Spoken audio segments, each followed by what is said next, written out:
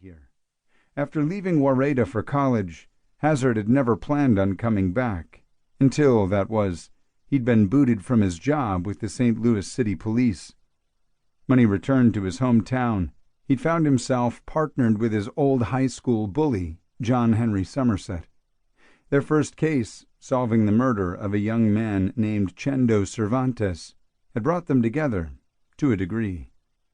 At that moment, staring at his partner, Hazard was forgetting what that solidarity felt like. "What do you mean it was a shooting? Ambulance? That kind of shooting? Tactical team, what?" "No, nothing like that." Summers shrugged into his coat. As they headed out of the station and towards the car, Summers said, "Mrs. Farrell. She calls about once or twice a month with complaints about shooting. There's a house nearby with a private range. Eventually the noise drives her nuts and she calls it in." Hazard stopped. It was late November, and this year the cold had come hard and fast. With the cold, over the last week, had come steady showers, mixtures of rain and slush that turned the roads into skating rinks. The Grand Riviere was close to bursting its banks, and flooding along Market Street seemed like a very real possibility. Several of the smaller bridges in the area had washed out, and half the police work in the last few days had been responding to stranded travelers. Standing there, huffing out huge, steaming breaths into the November cold, Hazard tried to rein in his temper. "We're taking a noise complaint?" "Well, the night before Thanksgiving, when I'm supposed to go to Nico's house for a big dinner before I drive him to the airport, you agreed to take a noise complaint?" As they reached the car, Summers gave an angel-innocent shrug. "It's kind of our turn." Hazard groaned.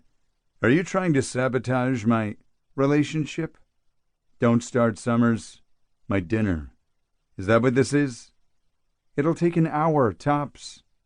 "An hour?" "She's on the edge of the city limits.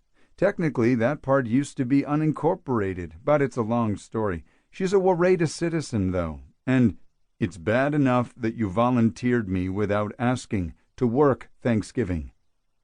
"You weren't going to visit your family. You already told me." "That's not the point," Hazard growled. "Maybe I wanted a day off. Maybe I wanted to relax." They settled into the car, a tan Impala that belonged to the city, and Summers eased onto the slushy roads. Overhead, gray clouds churned and swirled, and the light was fading fast. In an hour the daylight would be gone, if Hazard was lucky, and if he didn't slide off the road or get stuck helping Mrs. Farrell get her cat out of a tree, or whatever else the hell she might need, he might still make it to dinner. "You don't want to relax," Summers said, cranking up the heater as he pointed the car east, "and you definitely don't want a day off." "I might." "You don't. On your days off, what do? I'll tell you. You go to the gym, you do your laundry, you fold your goddamn socks. People need to do laundry." "Not on Saturday and again on Sunday." Summers settled back into his seat as though he'd won the argument.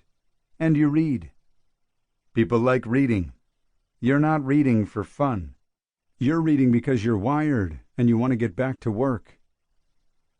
Hazard grimaced and didn't respond. Around them, the city shifted. Upscale stucco and glass buildings faded into weather-beaten stone. Stone gave way to brick.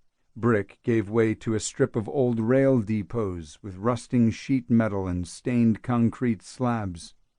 Wahredua had begun as a river town, evolved into a rail town, and had settled into a college town, which seemed, for the foreseeable future, the best bet for keeping the city viable. As they passed the edge of the city proper, brick and stone and steel dissolved into the rolling hills and fields of central Missouri. "I see Nico," Hazard said. "You see Nico," Summers said in disgust.